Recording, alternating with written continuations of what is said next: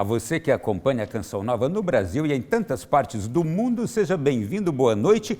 Estamos chegando com o nosso Além da Notícia da noite de hoje. Você já percebeu, a gente está fora do estúdio. Hoje temos um motivo especial para estar fora do estúdio. Sempre que a gente sai do estúdio é porque a gente tem um convidado muito especial. Talvez seja agora uma surpresa para tanta gente, mas eu quero anunciar. Presidente Jair Bolsonaro, seja bem-vindo, boa noite. Obrigado por essa recepção. Boa noite, Ronaldo, uma satisfação. Espero poder bem servir a vocês. Você deve ter muitas perguntas, né? Eu espero poder estar à altura das respostas. Eu tenho perguntas minhas, eu tenho pergunta do meu pai lá do interior do Piauí, eu tenho perguntas de algumas outras pessoas, mas imagino que agora, para tanta gente que vê o senhor nesse instante aqui no Além da Notícia, é uma grande surpresa.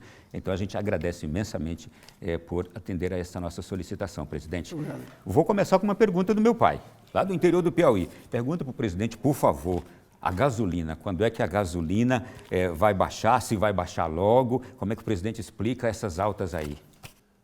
Veio um projeto para o Congresso para exatamente regulamentar uma emenda à Constituição. Porque o que diz essa emenda é que o preço do ICMS com o imposto estadual deve ter um valor nominal. Você não pode dizer 30% o ICMS, você tem que falar tantos reais. E o que acontece? Essa parte daquilo que compõe o preço final da gasolina é o que está completamente desajustado. Ou seja, vamos arredondar números aqui. O ICMS é 30%. O preço da gasolina é R$2 na refinaria. Então, 30% de 2 seria 60 centavos. Mas, na verdade, esse 30% incide no preço final da gasolina. Então, os governadores fazem o quê? Cobram no preço da bomba, que está R$6. 30% de 6, R$1,80. Então, só aí, a redução do preço seria R$1,20. Só por aí. Já ajudaria bastante. Agora, o preço do combustível está alto no mundo todo. A questão das consequências da pandemia especial, e também levando-se em conta aquele fica em casa, a economia a gente vê depois, a conta está chegando. O consumo aumentou no mundo todo, isso é uma realidade, a demanda não dá conta disso aí e o preço subiu naturalmente. Então o grande problema no momento é o ICMS. O imposto federal, chama PIS/COFINS, é exatamente o mesmo valor desde janeiro de 2019, coisa que não é no tocante ao ICMS. Eu conversei esses dias com um amigo na Itália, liguei para um outro amigo na Bélgica, os dois me disseram que lá o gás de cozinha dobrou, o preço também da energia elétrica lá praticamente dobrou e o preço dos alimentos está subindo. Pode-se entender que esta é uma consequência mundial, efeito da pandemia? No Reino Unido, a inflação do gás nos últimos 2 meses foi de 300%. E a energia, basicamente, lá da Europa vem de fontes fósseis, né? É o carvão, é o petróleo. Né? Isso aumentou muito de preço, em função da pandemia também. Então, esse desajuste na economia é mundial. E o Brasil, acredite, é um dos países que menos está sofrendo com a economia, levando-se em conta o que aconteceu com a pandemia. Então, o Brasil é privilegiado por quê? Porque nós tomamos medidas lá atrás. Desde 2019, nós já vínhamos tomando medida para facilitar o emprego no Brasil, tá? Para evitar que a inflação crescesse. Investimos muito na produção de muita coisa no Brasil. Agora, se não fosse isso, levando-se em conta a pandemia, o Brasil estaria numa situação semelhante à da Europa. Esse é um indicativo de que nós também passaremos por esse momento agora difícil, de inflação, mais rapidamente do que outros? Não, a inflação nós estamos sofrendo menos. A ideia, o que nós achamos que não vamos sofrer tanto. Pode ser que haja mais um outro aumento por aí, sim, pode ser, que está no mundo todo essa questão, mas não tão grave como na Europa, Estados Unidos e no mundo todo. A gente, no ano que vem, pode ter uma perspectiva de que vamos sair mais rapidamente de tudo isso? Nós já estamos saindo desse problema, né? Você pode ver, nós terminamos 2020, o ano da pandemia, com mais pessoas empregadas, com carteira assinada, do que final de 2019. No corrente ano, nós já ultrapassamos a marca de mais de 2 milhões de novos empregos. Agora, quem está sofrendo ainda é o informal. E com a política do Fica em Casa, 38 milhões de pessoas que foram obrigadas a ficar em casa perderam a sua renda e foram socorridos pelo governo federal com auxílio emergencial. Nós gastamos de auxílio emergencial ano passado o equivalente a 13 anos de Bolsa Família. Então, nós buscamos atender, sim, aos mais necessitados. Como estamos trabalhando agora, ultimando um novo valor do Bolsa Família, que está em média R$ 192. É muito pouco. No mínimo, né, passará para R$ 300 esse valor. Presidente, quando o senhor olha para esses 1000 dias, quais são os feitos que o senhor olha e se agrada de ter levado o Brasil a superá-los? Olha, nós impulsionamos muito a questão do agronegócio. O Brasil é uma potência nesse commodity. Tá? Cada 5 pessoas que se alimentam no mundo, uma é feita pelo Brasil. Tá? Nós conseguimos garantir a nossa segurança alimentar, bem como a de outros países. Então, a agricultura vai indo muito bem. Na questão da infraestrutura, é a mesma coisa que o ministro Tarcísio. Ele tem feito coisas fantásticas com pouco recurso. Obviamente, uma parte considerável é com a iniciativa privada. Você pode ver, nós conseguimos aqui ressuscitar o modal ferroviário. Não se falava nisso no Brasil. Esse modal estava praticamente aí esquecido. Nós concluiremos agora, no final do ano, começo do ano que vem, a ferrovia Norte-Sul, que começa lá no Maranhão, passa por Tocantins, Goiás e vem até o Porto de Santos. Além das que chama de costelas, várias outras ferrovias que vão ligando o Brasil de norte a sul e de leste a oeste. Uma grande vitória nesse sentido. Também com a ministra Damares, a questão de direitos humanos, família e mulher, uma pessoa fantástica. No passado, esse ministério era usado para divulgar coisa que não interessava para a família brasileira. Então, nessa questão de família, mulher, direitos humanos, foi um sucesso, está sendo um sucesso com a Damares. E também, né, o nosso governo não se tem notícia de corrupção. Isso não é virtude, é obrigação da gente. Mas no passado era comum, toda semana, 2, 3 casos de corrupção. Você não tem mais no nosso governo. Isso aconteceu tendo em vista a escolha pelo critério técnico de ministro, não aceitando indicações políticas. Então, entre outras coisas, eu acho que o nosso governo, ele é muito diferente daqueles que nos antecederam. Eu vou voltar aqui em alguns pontos importantes que o senhor trouxe. O agronegócio, é possível crescer mais, produzir mais, gerar mais renda e emprego? Olha, nós usamos apenas 8% do território para a agricultura. Tá? As fronteiras são difíceis você aumentá-las. Nós estamos investindo na questão indígena. Os índios têm 14% do território nacional. Muitas etnias já estão plantando também, como, por exemplo, os baiquiris, parte dos tucanos, parte dos yanomamis. Tá? Então, eles estão trabalhando nessa área. Isso é bom para a gente. Nós temos uma rígida política ambiental. É difícil você ampliar fronteiras. Nós não queremos desmatar nada além daquilo que for garantido em lei. Mas nós temos crescendo um pouquinho na questão de mais áreas, mas crescendo muito na produtividade. O Brasil é uma potência no agronegócio e tem crescido todo ano na questão da produtividade. O senhor falou na questão do modal também ferroviário. Ele também ajudará muito no escoamento. Isso também pode facilitar no crescimento da produção? Olha, ajudando o escoar, incentiva você a produzir. O objetivo do modal ferroviário é o preço, levando-se em conta o rodoviário. Nós vamos conseguir levar no porto mercadoria, né, em preço mais compatível para exportação. E também levar mercadorias mais barato para a prateleira de todo mundo. Essa é a intenção de nós investirmos no modal ferroviário. O senhor falou também a questão aqui dos índios. Como essa proposta do senhor é aceita pelos indígenas, pelos grupos diversos indígenas, de que eles também possam explorar comercialmente a terra em que eles estão e vivam como um cidadão comum? Olha, nós só fazemos o que eles querem. Nós não impomos absolutamente nada. Temos um projeto no Congresso que trata exatamente dessa questão. Ou seja, nós queremos que o indígena faça na tua terra o que o fazendeiro do lado pode fazer na dele. E tudo isso aí, se aquela etnia, se aqueles indígenas assim concordarem. Não existe nada imposto da nossa parte. Vou tocar aqui em assuntos diversos, tá? Na nossa conversa. A gente vê que o senhor viaja praticamente todas as semanas e onde o senhor chega, há sempre um grande número de pessoas ali a recebê-lo. Como é que o senhor entende isso? Porque quando a gente vai acompanhando a sua agenda e vê as viagens, a gente fica observando uma multidão que está sempre ali a recebê-lo. Se a gente fosse depender da mídia tradicional, a gente já estaria derrotado. Raramente divulgam algo de bom no governo. É sempre críticas, né? E muitas fake news, muita mentira contra o nosso governo. Agora, essas viagens do Brasil todo é fazendo entregas de interesse para a região. Quer dizer, as viagens que a gente faz quando vai entregar título da reforma agrária é muito bem recebido. Nós, em 2 anos e meio, entregamos mais títulos da reforma agrária do que os últimos 20 anos de presidentes outros que nos antecederam. Nós estamos na iminência de concluir a transposição do São Francisco. Né? Começou lá atrás, sim, não foi com o nosso governo, não foi, mas só que estava parada há mais de 10 anos. Estamos concluindo isso. Quando a gente leva água para quem não tem, a receptividade é enorme. A questão de infraestrutura, você pode ver, por exemplo, a inauguração da ponte do Rio Abunã, que liga lá na região do Acre e Rondônia. Aquilo é fantástico para os 2 estados. Né?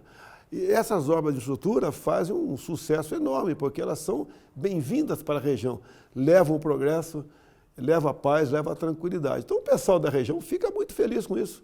A gente não está fazendo campanha política, estamos entregando obras, e muitas das obras que estão paradas há décadas. E, obviamente, quando se conclui isso aí, há uma satisfação enorme por parte da população e há o reconhecimento. E nós fazemos um trabalho muito forte nas mídias sociais. Então, o senhor entende que esta receptividade, essa acolhida do povo onde o senhor vai, é por causa de obras que o povo esperava que terminassem há muito tempo ou que fossem feitas? Também a postura da gente, né? Quando é um governo, costumo dizer que é um governo que acredita em Deus, tá? Que respeita a sua Constituição, tá? Que respeita e defende a família tradicional e deve lealdade ao seu povo, é o que nós fazemos o tempo todo. Isso não é da boca para fora, nós respeitamos a população brasileira. Você pode ver, jornalistas isentos, são poucos no Brasil, mas reconhece que quem luta por liberdade de expressão no Brasil é o governo federal, onde geralmente quem luta por isso são os outros poderes, mas aqui no Brasil está invertido. Tá? Então, isso aí há um reconhecimento muito grande por parte da população. Aquela rodovia lá que, no estado do Pará, que liga ali grande parte do Brasil, há décadas a gente via sempre imagens de caminhões atolando, de buracos com poeira. É BR-163, lá no Pará. O que acontece? Essa rodovia começou no governo Geisel, nos anos 70, lá atrás ainda, e ficou 50 quilômetros não concluso, né? E ali, qualquer época de chuva, ninguém passa. Então, o que o Tarcísio fez? Teve a missão, tendo em vista os recursos que ele tem, investir nos pontos mais importantes. Então, concluindo rapidamente aquela obra, também com participação do Exército Brasileiro, de modo que aquilo levou um estado de alegria muito grande para aquela população. Eu fui na inauguração dela e realmente nós destravamos, né, o fluxo daquilo que nós produzimos no Centro-Oeste. Eu fiz essa pergunta para o senhor porque quando a gente vai fazer uma entrevista com o presidente, a gente precisa ir pesquisar algumas coisas para ver o que está acontecendo. E aí quando eu vi essa rodovia, eu falei, puxa vida, eu passei décadas vendo sempre notícia daquela rodovia que não saía do mesmo lugar. São várias obras, são dezenas de obras semelhantes a essa em todo o Brasil. Quando você fala numa ponte, você diminui o custo. Por exemplo, na ponte Rio Abunã, um caminhão era cobrado R$200 para atravessar na balsa. Isso barateia o que ele leva na outra ponta da linha. Tá? E também você reduziu em média 3 horas o trânsito naquela região. Então o reflexo é enorme. Para quem vivia o problema de há muito tempo, ele fica muito feliz com isso e vê que um governo está trabalhando de verdade e não fazendo campanha ou apenas aplicando na grande mídia vultosos recursos para dizer que uma realidade que não é o que acontece. O senhor citou o ministro Tarcísio também agora há pouco, e a gente tem acompanhado uma série de privatizações de aeroportos e de algumas outras estatais. O quanto isso é benéfico para o nosso país e explicar isso também, inclusive em questões de melhorias de trabalho, de assistência para o povo daqueles próprios estados, ali, cidades onde estão esses aeroportos. Quando você fala em aeroporto, eu não vou falar que a história é muito longa, em 2003, por exemplo, foi me oferecido a superintendência do aeroporto de Santos Dumont, para eu votar com o governo. Eu não aceitei. Mas é comum o aeroporto, superintendência, e ser moeda de troca. E quando você bota um político para administrar isso aí, você já sabe qual é a consequência. Então, quando você privatiza passa para a iniciativa privada, há uma melhor gestão daquela área. E todo mundo ganha dessa maneira. Você pode ver, a Itaipu Binacional era uma empresa que pouco se ouvia falar nela, a não ser como uma gigante na produção de energia. Quando nós assumimos, né, ela que investia pouquíssimo na região, passou a investir muito na região. Dinheiro que veio, sobrou, tendo em vista, nós não permitimos mais certas ações lá dentro. Você pode ver, o ano passado foram 2,5 bilhões de Itaipu Binacional. Concluiremos no início do ano que vem agora a segunda ponte com o Paraguai. Recurso, Itaipu Binacional. Já concluímos a extensão do aeroporto de Foz do Iguaçu, mais 600 metros. Está na iminência de recebermos pousos, né, de aeronaves internacionais, que pousavam na Argentina, vai pousar no Brasil. A Itaipu Binacional também ajuda em 40 municípios do noroeste do Paraná. Isso é muito bom para todo mundo. Então isso, os 2,5 bilhões não existiam no passado. Ninguém sabe para onde ia. No nosso governo, está indo para o bem-estar da população. Isso quer dizer também, não quero simplificar, mas quer dizer que privatizar também significa fechar a porta para a corrupção? Também, ajuda bastante. Mas, por exemplo, depende do que você bota naquela empresa. Como eu botei um general para tomar conta lá, e ele é uma pessoa extremamente séria, e fez o devido saneamento, né? Trocou as diretorias, a empresa passou a produzir aquilo que ele queria que fizesse. Além da energia, obviamente, os recursos que sobravam, né, aplicar na região. Algumas outras privatizações estão em meta, o senhor tem como meta? Temos, por exemplo, a Eletrobras no momento, e os Correios também. Agora, privatizar não é fácil, não é pegar a empresa, botar na prateleira, e quem pagar mais leva. É uma burocracia enorme e leva tempo. Por isso não conseguimos aqui dar agilidade de muitas privatizações que estão programadas por nós, levar a um bom destino. Sim. Presidente, vamos aqui voltar ao assunto novamente, economia. O senhor assumiu quando o Brasil estava com a economia bastante fragilizada, e aí quando parecia que o país ia alçar voo, veio a pandemia. O quanto isso impactou o senhor naquela hora? Demais, né? Além das perdas de vidas que a gente lamenta, o mundo parou. Você pode ver, teve países aí, muitos países que não... Quer dizer, a aviação parou no mundo, então deixou de haver o intercâmbio de muita coisa. Então isso prejudicou em muito a nossa economia. E nós, por exemplo, a previsão do mundo é que nós íamos cair em torno de 10% do nosso PIB, caímos 4%. Né? No governo passado, Dilma, caiu 5% sem pandemia, nos anos 2014 e 2015. Nós caímos 4%. E o Brasil foi um dos países que menos caiu, que menos perdeu com o seu PIB por ocasião da pandemia, exatamente por medidas que tinham tomado antes para ajudar no crescimento. A pandemia agora, no entender do senhor, ela já está sendo deixada para trás e a gente já pode esperar a curto e médio prazo uma retomada da nossa economia? Olha, a questão das vacinas, o Brasil foi um dos que melhores saiu nessa questão. Nós já distribuímos mais de 300 milhões de doses no Brasil. Tá? Logicamente, são 2 doses em média, né, para cada pessoa. Nós já estamos com mais de 80% da população vacinada com pelo menos a primeira dose. Tem também a imunidade de rebanho, que é natural. Eu fui contaminado lá atrás e não vou pegar, a princípio, eu não pego de novo. Tá? E também foi muito batido, né, por parte da imprensa, levando pavor perante a população. Isso aí fez que muita gente realmente, ao se apavorar, produzisse menos. Mas tudo bem. O que nós entendemos com o plano de vacinação, com o tratamento também emergencial que muita gente fez no Brasil, e os números agora indicam, né, a questão do número de óbitos e pessoas infectadas, que nós, pelo que tudo indica, estamos deixando a pandemia para trás. Isso quer dizer que o vírus vai embora. Vamos ter que conviver com esse vírus, pelo que tudo indica, a vida toda. Tudo bem. Vou mudar de assunto de novo aqui com o presidente. Vamos falar agora de fé? Eu queria entender um pouquinho, que a gente vê as suas demonstrações de fé, onde o senhor chega, a gente percebe que se o senhor passa perto de uma igreja, seja ela católica, seja ela evangélica, o senhor se aproxima, o senhor entra. O que aconteceu com a pessoa Jair Bolsonaro que o aproximou dessa forma ou despertou a fé no Senhor assim, não sei se nesses últimos anos, como é que o senhor explica isso para a gente? Eu sou cristão, sempre respeitei todas as religiões. Obviamente, um fato marcou minha vida. 6 de setembro de 2018, uma facada. E os médicos me disseram, não só de Juiz de Fora, da Santa Casa, bem como do Hospital Einstein, lá em São Paulo, que foi um milagre a minha sobrevivência. Então, eu entendo que, em se partindo de um milagre, mexe mais com a gente. Tá? A minha própria eleição, eu não tinha nada para me eleger. Eu era um político que tinha um partido pequenininho, não tinha tempo de televisão, não tinha recurso, toda a mídia batendo em mim, me acusando de tudo que se possa imaginar, e conseguimos nos eleger. Depois também, ao formar o ministério, resistindo a pressões de tudo quanto é lugar da sociedade, querendo aqui lotear o governo. Seguramos isso daí, falaram que isso aí poderia derrubar o governo. Permanecemos vivos. Então, eu acredito em Deus, que tem a mão dele, no nosso mandato.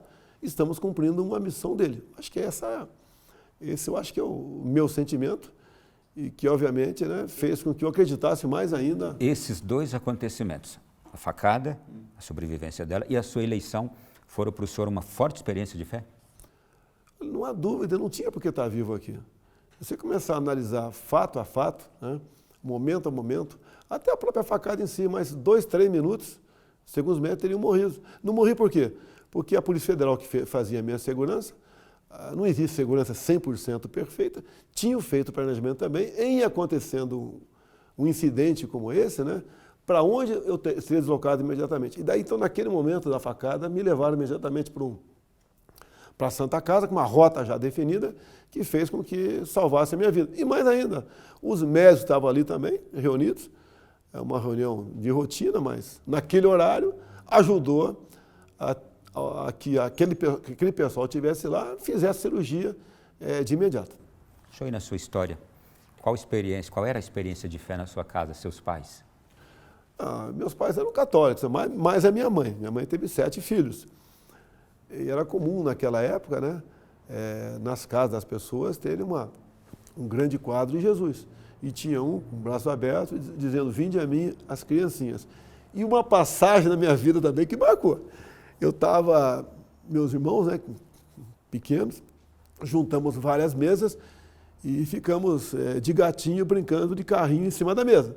Meu pai chegou, deu um baita no tabefe, baft, né, e entendi perfeitamente o recado dele. Ele falou, aí é o local onde se come o pão e se vela o corpo, lugar de respeito. Acabou a brincadeira. Nunca mais brinquei em cima da mesa. Pode ser uma coisa hoje esquisita para muita gente, mas é dos anos 60, assim que funcionava. É o carinho dos nossos pais. Carinho, perfeito. Eu recebi alguns carinhos assim também. O nome hoje seria telefone, né? Mas naquele tempo eu não sei o que era. O tabefe mesmo, pé do ouvido mesmo. E era comum tu levar, e você não sabia nem porque estava levando. Mas depois você acabava se ajustando, entendendo aí que tinha que redirecionar a sua educação. A fé da sua mãe influenciou o senhor de alguma forma? A minha mãe é filha de italianos, né, muito religiosa, né, e obrigava a gente ir no catecismo e na missa domingo, tá, levava a molecada pela orelha muitas vezes. Vestidinho direitinho, né? Tá, e lá a gente ficava quietinho. Eu lembro do catecismo, quando fazia a primeira comunhão, né, eu tinha ali 6, 7 anos, e aconteceu uma coisa que o pessoal, a molecada saia correndo no catecismo. Por quê? O padre lá, o coroinha lá, que estava lá naquele momento, né, sempre ele cantava uma canção, né? Mesmo que me arrastem pelo frio chão, que viva Jesus no meu coração. Esse que me arrasta pelo frio chão, a gente ficava apavorado, saia correndo. O que é arrastar pelo frio chão? Até que alguém falou, não canta mais isso aqui, senão a molecada não vai ficar assistindo, não vai tendo aula do catecismo em paz aqui. Então, são aquelas coisas da vida que de 60 anos atrás que não saem da memória da gente. Presidente, o senhor já relatou também em algumas ocasiões que o senhor tem um certo ritual diariamente, de manhã o senhor acorda, o senhor faz algumas coisas, e o senhor parece que segue também algumas orações, como é que é? Não, olha só, uma das coisas que eu faço, são 3, né? Eu ouço aí o padre Alex Nogueira, ele dá um recado e termina lá do interior do Paraná. Sim, com o Pai Nosso e uma Ave Maria. Okay? Eu sempre, nesse momento, estou fazendo a barba, estou me arrumando. Quando chega no Pai Nosso, me ajoelho. Todo dia? Todo dia, tá? Isso aí é sagrado. Lá no banheiro não da sai no sua banheiro, casa? no quarto, onde for. Tá? Não saio sem fazer isso aí. É uma maneira de eu me preparar, dar força para mim. E eu tenho que ter coragem para decidir as coisas. E tem que estar tranquilo, acreditando que estou fazendo a coisa certa. Tá? Os outros momentos que eu faço lá, eu ouvindo alguma coisa, um vídeo, uma coisa qualquer, mas o Alex Nogueira já incorporou na minha vida. Tem 2 pessoas que mandam para mim sempre as mensagens dele, né, daquele dia. Então isso já incorporou na minha rotina. O senhor falou agora há pouco que todo mundo bate no senhor, quando o senhor fala da imprensa, fala dos outros grupos diversos. E essa força que ninguém derruba o senhor, viria da fé? Eu não tenho dúvida disso. Eu não tinha por que estar aqui. Eu entendo como é que funciona o sistema, tá? Os interesses, né? O que está em jogo. A gente sabe o que acontece em Brasília. Eu tenho uma experiência de 28 anos de parlamentar. Eu sou com aquele sargento antigão no quartel, sabe tudo o que acontece lá dentro. Agora, não é fácil você driblar o sistema e impor a sua política. Será que aquela outra pessoa, caso estivesse no poder, como estaria o Brasil? Com toda certeza, teríamos o passaporte obrigatório da vacina, eu sou contrário. O ano passado teria imposto lockdown nacional, toque de recolher. O Brasil teria se arrebentado. Estaria, no meu entender, no socialismo. E o Brasil não pode continuar flertando com o comunismo como flertou muito no passado. Então eu entendo que a maior missão minha, tá, além de ajudar a população, é evitar que o socialismo aqui incorpore e entre no Brasil.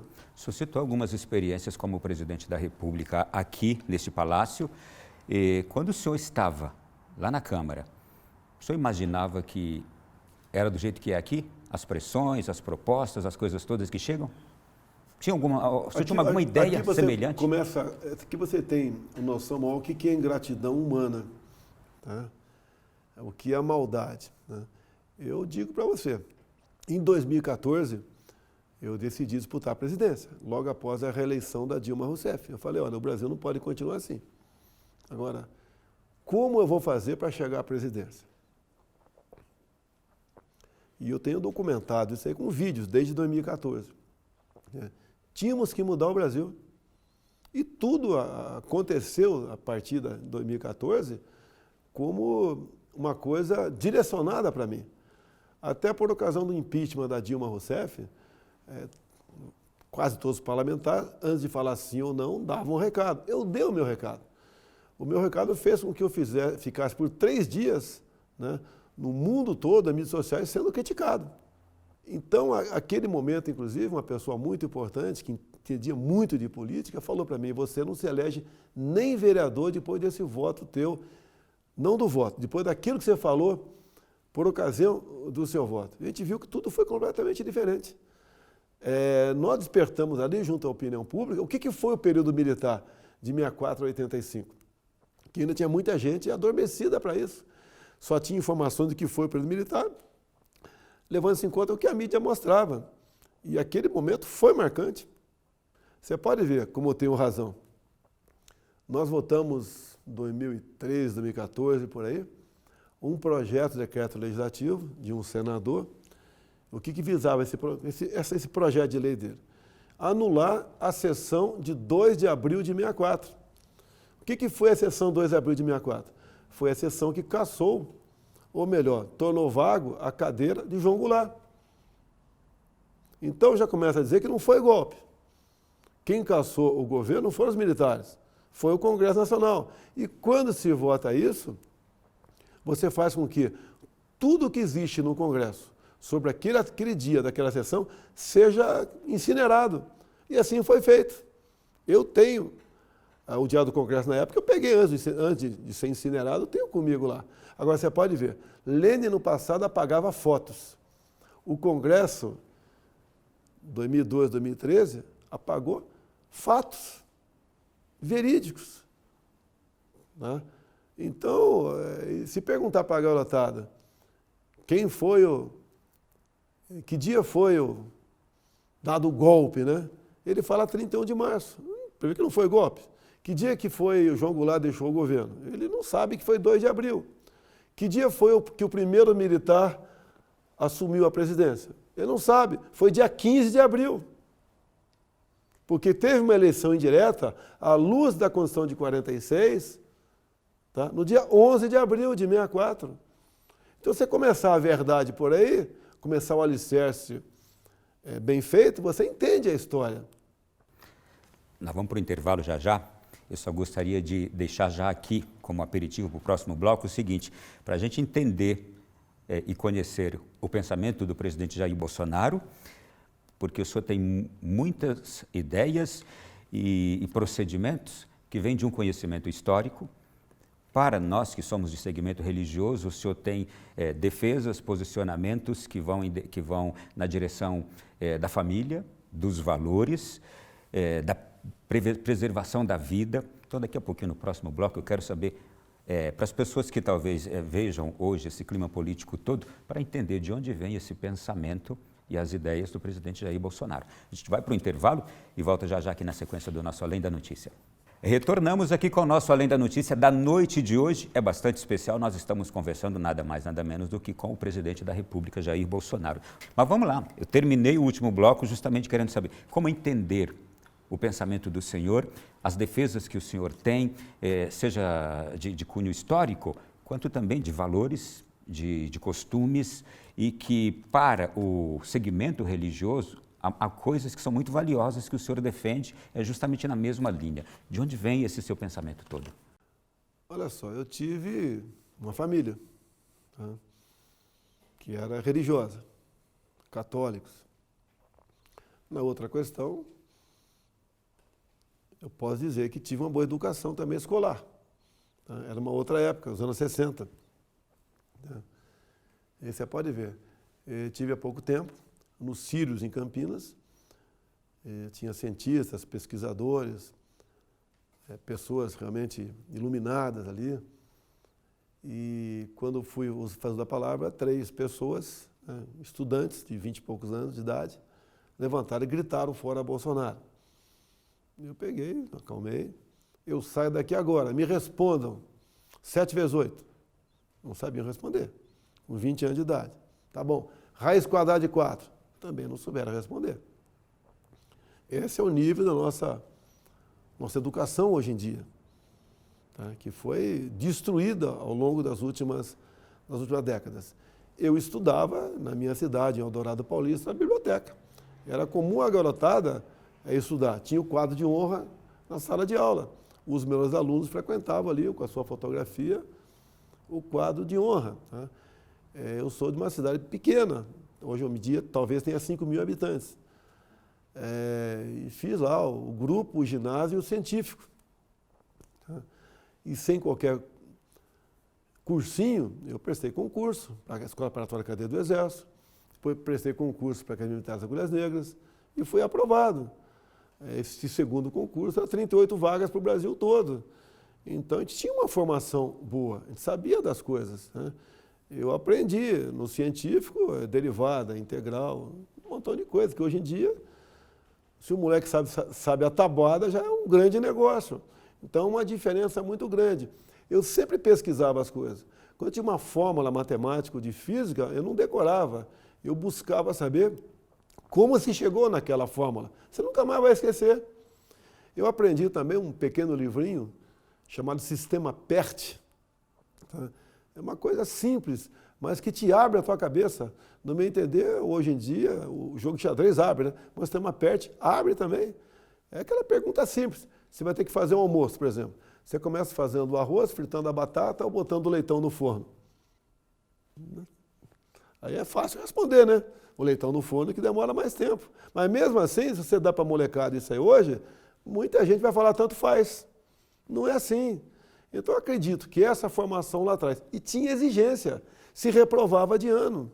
Passamos muito tempo praticamente se proibindo a reprovação de ano. Né? Então isso tudo ajuda você a desenvolver a sua mente. Não vou dizer que sou uma pessoa iluminada, não, alto QI, mas eu sou esforçado e tenho humildade para perguntar para qualquer um o que eu não sei. Eu acredito que vem daí. E outra da experiência, né? Com 66 anos de idade, as decisões eu não tomo sozinho, procuro ouvir muita gente. Até do ajudante de ordem está do meu lado, que é um garoto com 30 anos de idade, até pessoas como o João Heleno, que está com 70 anos aqui. Vem daí, converso com lideranças católicas, evangélicas, né, cristãs, converso com pessoas do mercado financeiro, com militares, com civis, eu converso com todo mundo. Inclusive pessoas humildes. Geralmente, sempre foi assim. Eu vou num restaurante, eu vou lá na cozinha, converso com o pessoal. Nas minhas andanças pelo Brasil, geralmente eu faço aquilo que chama de parada inopinada. A gente escolhe um local, né, inopinado, para o helicóptero ali, geralmente um lugar pobre, pouca gente, pessoal mais humilde. A gente sempre conversa. Quando eu passei, por exemplo, em Missão Velha, interior do Ceará, ali naquele um tumulto, o pessoal recebendo a gente, entrei no bar do Beiçada, arrastado para dentro, deu uma tacada com o sino, que perguntei ali, o que está faltando aqui? Aqui não tem banco. Eu liguei para o Pedro da Caixa, falei, Pedro, é possível botar uma agência da Caixa Econômica aqui? Poucos meses depois inaugurou-se uma agência da Caixa Econômica Federal, lá em Missão Velha, que é uma coisa fantástica para a cidade. Então a gente procura assim, ver o que está pegando, né? O que está acontecendo e poder atender a população. E não só essa ideia de Missão Velha, nós procuramos outros municípios. O Pedro abriu mais de uma centena de agências em outros locais do Brasil.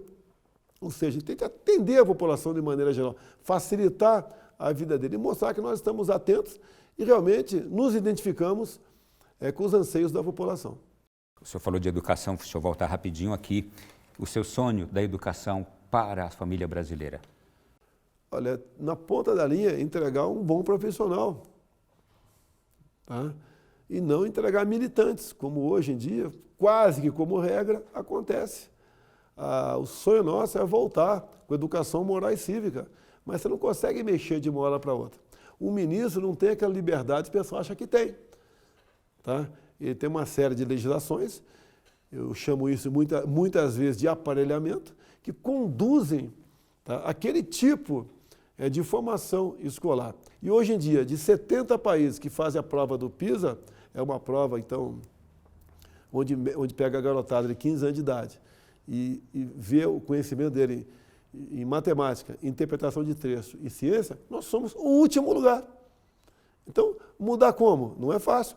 Temos um pastor evangélico que tem conhecimento e é atualmente o ministro da Educação.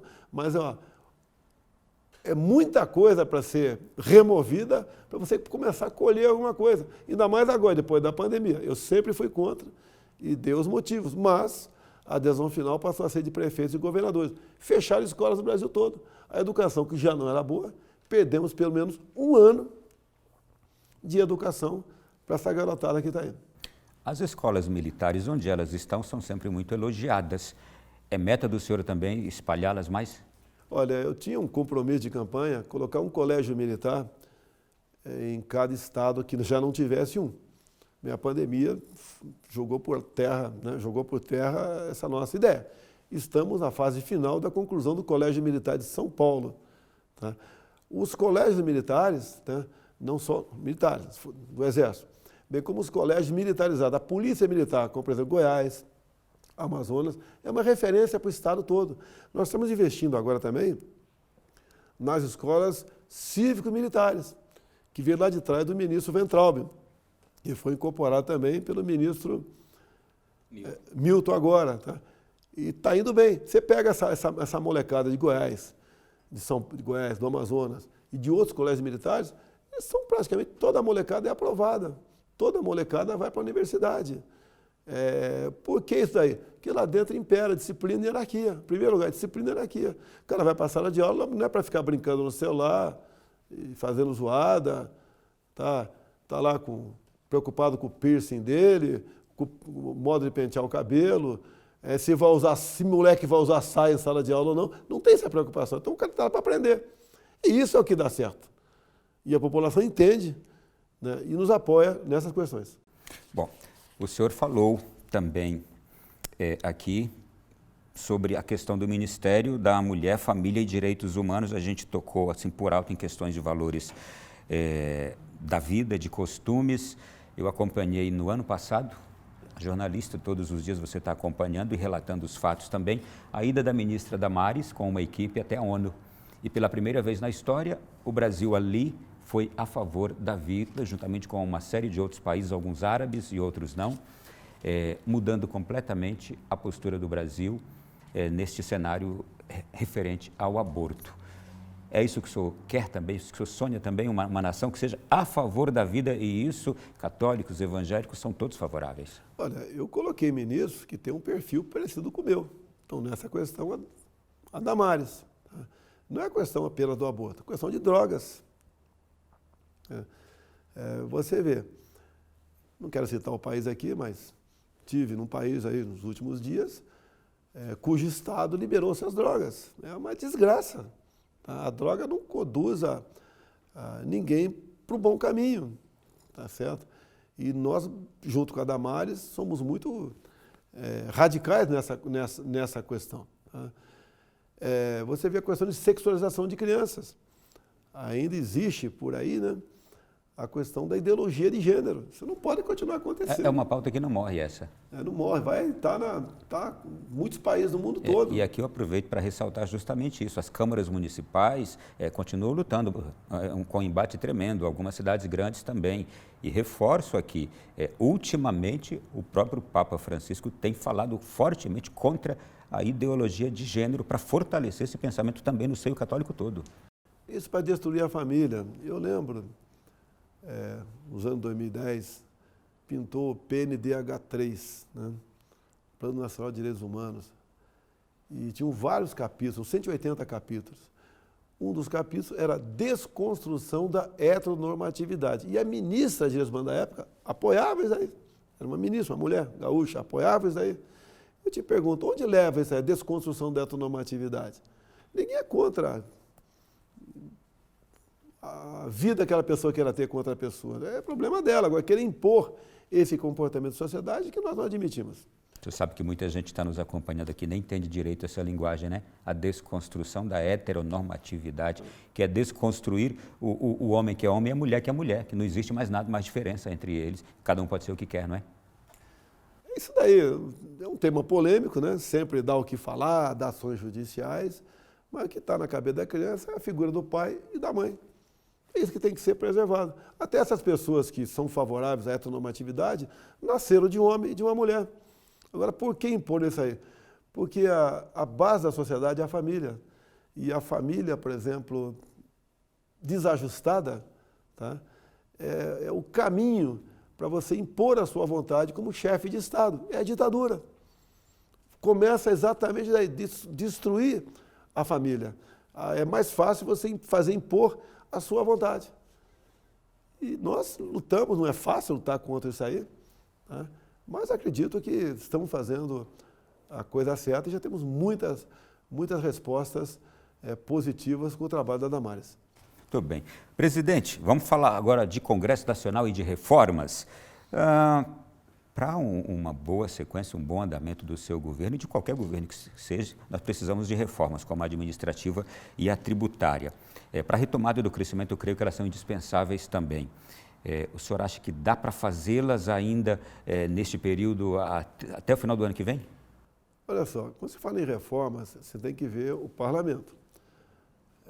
O parlamento também, o deputado, o senador, é preocupado com a reação da sociedade. Então, ele não vota coisas que possa desgastá-lo politicamente. Quando você fala em reforma administrativa, a nossa reforma não mexe com os direitos dos servidores que existem no momento. Tá? Então, quem já é servidor está garantindo sua estabilidade. A ideia da proposta é mexer na estabilidade de alguns futuros servidores.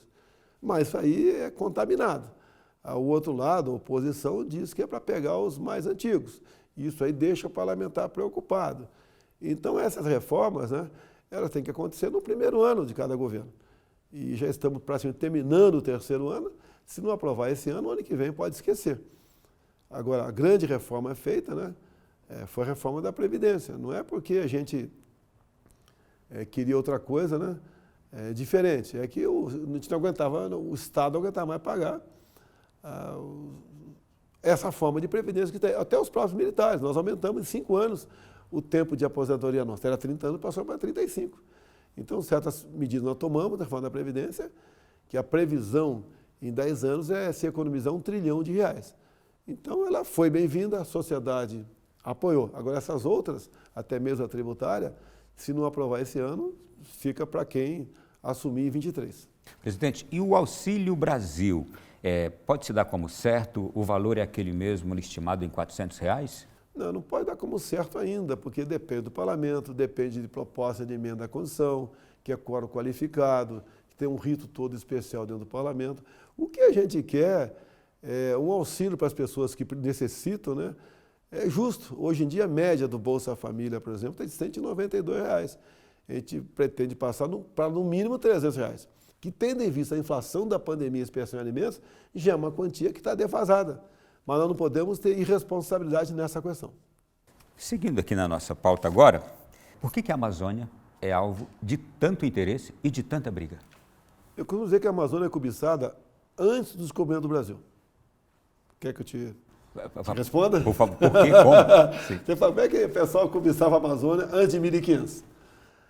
Em 1492, tivemos o Tratado de Tordesilhas, que, ao cortar o Brasil de norte a sul, deixar a Amazônia para a Espanha, para o lado de cá, para Portugal. A coincidência, né? O tratado só foi revogado em 1750. Mas é a região mais rica do mundo. Você pega o mapa metalogenético, mapa dos metais. Você vê que Roraima, o estado do Amazonas, grande parte do Pará, lá tem uma tabela periódica, tem todos os minerais lá. Tem tudo que possa imaginar. E é uma área, então, que é cobiçada pelo mundo todo. Ou por alguns poucos países. Aí tem condições de, quem sabe um dia, né, entrar aqui. A gente espera que isso não aconteça. Então, essa riqueza chama atenção. E por que existem ali, e eu fui ver, chegam a ser milhares de ONGs ali na Amazônia? São ONGs que são alimentadas com dinheiro de fora do Brasil para exatamente inviabilizar a nossa presença. No final do governo Sarney, tínhamos um ministro do Exército chamado Leônidas Pires Gonçalves. E eles então traçaram o projeto chamado Calha Norte. Então eram pelotões de fronteira na região norte do Brasil, onde estaria presente o Exército, o IBAMA, Caixa Econômica, a Polícia Federal, tá? Para exatamente aquelas áreas viessem a servir de polos de colonização, novas cidades. Bem, parte do mundo vendo isso, né, eles acabaram estimulando a indústria das demarcações de terras indígenas. A mais conhecida foi de 92, Reserva Yanomami. Você pode ver, Reserva Yanomami tem aproximadamente 2 vezes a área do estado do Rio de Janeiro. E talvez tenhamos 9 mil índios lá. Qual o objetivo disso? Inviabilizar a área, inviabilizar aquele pelotão de fronteira se transformasse numa cidade. E assim foi feito na região amazônica, em especial como um todo. Tanto é que hoje você pega o Brasil, tem de reserva indígena o equivalente a uma região sudeste. Você soma São Paulo, Minas, Rio e Espírito Santo. Essas grandes áreas inviabilizadas como reservas indígenas ficaram impossibilitadas de nós explorarmos. Por isso esse nosso projeto agora de permitir o índio que queira poder explorar essa região. Eu estou para sobrevoar, por exemplo, o Vale do Rio Cotingo, lá no estado de Roraima. As informações que eu tenho, eu quero ver se confirmo ou não. Seria uma área de um vale de aproximadamente 12 quilômetros, com o rio perene, com uma cota de 600 metros. Ou seja, se for verdade os informes que eu tive até o momento, se você puder fazer o aproveitamento hídrico da região para geração de energia, você gasta 100 vezes menos que gastou em Belo Monte e vai conseguir energia para toda a região norte e para todo o nordeste. Agora, já sabemos que está demarcado como terra indígena. É um problema que temos pela frente. Mas olha só, é justo nós não explorarmos essa área, preservando o meio ambiente local para o bem-estar da região nordeste e norte do nosso Brasil. Você pode ver, depois de mais de 10 anos, nós conseguimos liberar agora, é um trabalho realmente muito forte da Damares, do ministro das Minas e Energia, entre outros, fazer com que o linhão que vem de Manaus a Boa Vista seja construído. Por que não podíamos construir isso aí? Porque tinha no meio do caminho uma reserva indígena. E não era permitido passar uma linha por cima da reserva indígena. Então, depois de muita negociação, respeitando, obviamente, a legislação aqui, legislação de fora do Brasil até, quando fala em índio, os outros países dão um pitaco aqui dentro, conseguimos. E vai começar a fazer essa obra no corrente ano. Então, a Amazônia é cobiçada por vários motivos. As suas riquezas, minerais, vegetais, biodiversidade, água potável, com toda certeza, em petróleo também, que na Venezuela tem, por que não tem por lá de cá da fronteira? É isso tudo, o mundo trabalha para evitar que o Brasil, né, tenha um grande progresso explorando essa área. E os países mais ricos do mundo sabem que eles já exploraram tudo que tinha lá. Isso daqui é vital para eles. Então a política deles está certa, a nossa que está errada. O nosso grande inimigo é o interno. O senhor acha que há uma contaminação também nesse debate, sobretudo a narrativa, as notícias a respeito da Amazônia, é assim que o senhor enxerga, porque isso também afeta a imagem do Brasil negativamente, né? A região amazônica é muito grande. Ela equivale a uma Europa ocidental, dezenas de países. Agora, ela foi ampliada com o tempo. Para quê? Para pegar os benefícios fiscais da região. Então, estados, para se beneficiar dessa questão fiscal, conseguiram, no parlamento, ampliar isso daí. Então, o cinturão da Amazônia, por exemplo, é o que mais pega fogo. Se você fizer comparação ano a ano, quase sempre é o mesmo local que pega fogo, né? Quem é que toca fogo aí? O caboclo, para a sua agricultura de subsistência, é o próprio indígena também que faz isso aí. Existe o fogo, né, o desmatamento criminoso, existe, mas não nessa proporção que está aí. Nós reduzimos muito desmatamento e queimadas no corrente ano. Você não vê notícia na imprensa. Você não vê notícia. Agora, o ano passado, como teve um pouco a mais do normal, o pessoal massacra a gente. Agora, o que o mundo quer também, né? Não é o mundo todo, uma parte do mundo quer é uma pessoa sentada na minha cadeira simpática às teses deles, às propostas deles. E não uma pessoa como eu que defende com unhas e dentes os interesses nacionais. A Amazônia é nossa, é ponto final. Você pegar meu primeiro discurso na ONU, você vai nessa linha. Foi muito criticado pela mídia. O termômetro que eu tenho, se fiz um bom pronunciamento ou não, é a mídia brasileira. Se o pessoal critica, é porque eu fui bem. Presidente, tecnologia, o 5G está para chegar ao Brasil. Está marcado o leilão para o próximo dia 4, não é? Sim. O que ele vai trazer de benefícios em todos os âmbitos? Olha, é fantástica a tecnologia 5G. A velocidade das informações, a precisão. Por exemplo, né, eu fui em Sorocaba, um tempo atrás, ver uma máquina agrícola, né, pulverizando uma plantação. A precisão da máquina é 5 centímetros. E mais ainda, com essa tecnologia também do 5G, entre outras, a máquina sabe onde vai lançar mais ou menos defensivos, né? Então, essa coisa é fantástica, foge até da nossa capacidade humana. Só quem está lá envolvido sabe dos ganhos para tudo isso aí. E nós não podemos ficar de fora disso. Por isso, junto com o ministro Fábio Faria, nós temos aí trabalhado, ele em especial, viajado o mundo todo, para que esse leilão pudesse ser realizado agora no próximo mês. Acredito que será um grande marco no Brasil. Junto com isso, com as empresas que devem ganhar o leilão, também acertamos a extensão da internet para grande parte do Brasil. Tem muitos locais do Brasil que tem ponto cego de internet. Nós estamos também trabalhando nesse sentido, atender os mais humildes, os mais pobres com a internet. Essa é a informação que faz muito bem para a democracia, para a liberdade e para o futuro de um povo. E trará um retorno econômico de bilhões também, dezenas de bilhões para o Brasil, né? Tudo que você faz com mais precisão, com menos gasto, né, o lucro vem aí. Você pode ver, quando eu estava agora na primeira feira de nióbio lá em Campinas, é um metal, o nióbio, que ele é mais resistente do que o aço comum, e carretas já começam a ser produzidas, de modo que você pega uma carreta com menos 3 mil quilos, só por ser de nióbio. Tá? Você usa menos material e é mais resistente. Então isso aí ajuda o quê? Em vez de transportar 3 toneladas de ferro para lá e para cá, você transporta 3 toneladas de soja. Tudo isso é ganho na ponta da linha. Quando você fala em nióbio, o pessoal me falava muito, brincava não, né? Me atacava até quando falava em nióbio e grafeno lá atrás. O nióbio agora já é uma realidade. O Japão já usa a liga ferro-nióbio para edifício. Ele é mais resistente e tem uma certa flexibilidade. Então está menos propenso, né, a desabamento no caso de abalos sísmicos. Tá?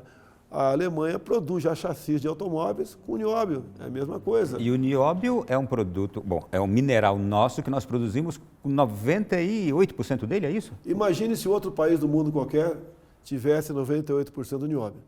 Você não teria acesso lá, a não ser um preço altíssimo. Por causa de contratos mal feitos no passado, tá? De interesses outros em andamento, hoje em dia o nosso nióbio é exportado a um preço, no meu entender, que não condiz com a realidade. Uma coisa que só você tem que fazer valer o valor para aquela mercadoria. Tem muita coisa. Nióbio, que é questão estratégica para nós ainda, a gente não pode comentar aqui, mas estamos dando um tratamento muito especial para isso aí. Temos nióbio Araxá, vou estar lá nos próximos dias, para outro assunto, mas vou estar em Araxá. Como, por exemplo, em Catalão, a empresa lá já foi vendida para a China. Tá? Temos nióbio na região dos 6 Lagos, lá no norte do Brasil, que pretendemos sim, é estratégico, né? Explorar, tá? Mas agregando valor. Para terminar, presidente, eu vou deixar o senhor bastante à vontade para o senhor dizer para o povo brasileiro que agora nos assiste o que como esse presidente gostaria de ser entendido pelo povo e como o povo pode acompanhá-lo e compreendê-lo na sua lida, na sua batalha, na sua luta do dia a dia. Tem uma passagem bíblica que diz, né? Por falta de conhecimento, meu povo pereceu. E o que eu tenho feito? Cada vez mais levar a informação para a população. Quando ele quiser criticar o preço do combustível, da energia elétrica, da carne, ele criticar com razão. Né? Onde está o erro, o que pode ser feito e qual o meu limite. Eu não posso fazer tudo o que eu acho que tem que ser feito. Eu tenho caminhos a percorrer como o Parlamento, tem o Supremo Tribunal Federal, tem o Tribunal de Contas da União. Tá? Os ministros, não são donos também do Ministério. Quase todos os ministérios têm uma agência do lado. E é uma agência que tem independência, que os seus integrantes têm mandato, que influenciam no trabalho daquele ministério. Então não é fácil a gente resolver as coisas na velocidade que a população quer.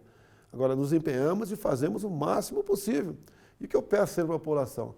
Olha, eu não estou bem? Tá, tudo bem, você não gosta de mim? Tudo bem. Agora, quem estaria no meu lugar? Se eu, por exemplo, não vier disputar as eleições de 22, você vai votar em quem? Você tem que pensar dessa maneira. Você não vai ter uma pessoa 100% afinada contigo na ponta da linha, que sou eu. Tá? E você tem que, ao olhar para a cara minha, né, conseguir entender se eu estou falando a verdade ou não. É assim que você tem que proceder.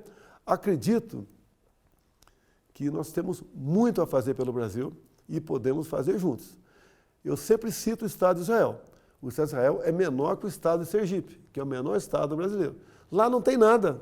Não tem petróleo, não tem terras agricultáveis, não tem nada. Olha o que eles são. Agora veja o que nós temos tudo do Brasil. Olha o que nós não somos. Tá? Até eu assumir, tínhamos aí governos muito parecidos.